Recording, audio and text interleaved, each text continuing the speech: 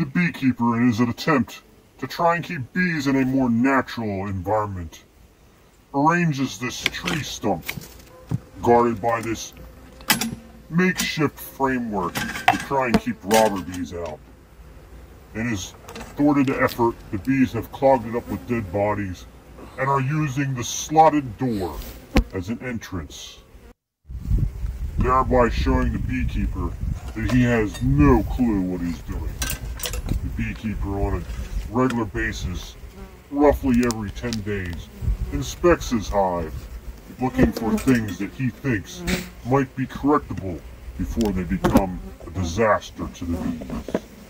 Using smoke, he tries to keep the bees at bay, making them think that the place is on fire and leave him alone.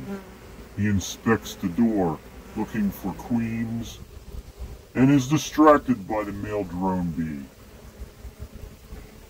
Back to work, he begins to remove the frames one by one, looking for anything that might not be okay. Nothing is sacred to the beekeeper. The bees have been working forever, burying their bodies in those combs, trying to clean them out and getting them ready for winter. And the beekeeper, using his beehive tool, wrecks everything. Even the honey is not sacred. The beekeeper recklessly ripping frame by frame, looking for anything he can play with. Even a loose comb is not even sacred. The eggs barely hanging on after being dropped to the ground. The beekeeper recklessly pulls the hive apart, not one by one, but two at a time, making havoc, ripping their frames apart. Everything they've been working on for the last couple of days. The bees are capping everything, even getting ready for a new queen. It is a must. And the beekeeper ruins that nice cell that they formed for the new queen. Capped brood, bees everywhere. The hive is packed, no room to go. As the beekeeper has only given them 6 frames wide. Nope, nothing in there to mess with.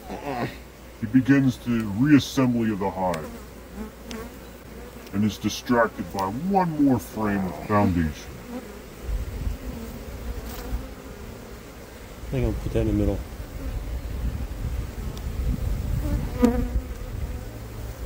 The challenge begins, trying to align the frames one by one. There is a support mechanism in the back. Each one has to be aligned into the groove slot. Otherwise they will not stand vertical and will fall over. And the beekeeper gets his rewards for messing with the hive. Ow, ow, ow, ow, ow! He again gets out his magical smoke and tries to give the bees a feeling of fire in his attempt to keep them from bothering them. But the bees know better. They know they're being bothered. They beast up the security and buzz everywhere. In his desperate attempts, the beekeeper tries to hurry it and put everything back, and he realizes his big error. In his short-sightedness, he has missed one small detail. His tree is not perfectly vertical.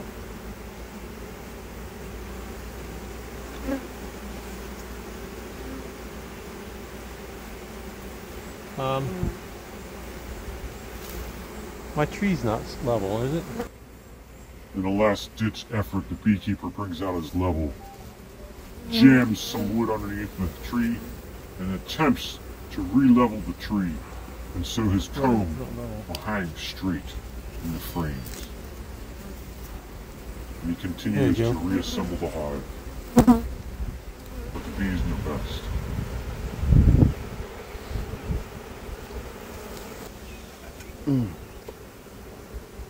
Using his makeshift wire and wedge, he jams the door shut, killing bees everywhere, and the bees let him know He is not wanted.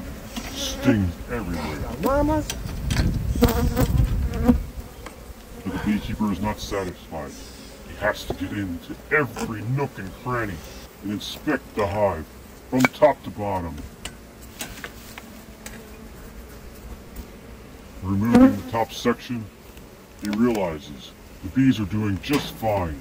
Almost every frame is filled up and the bees are content. Leave us alone, they say. And so he obliges.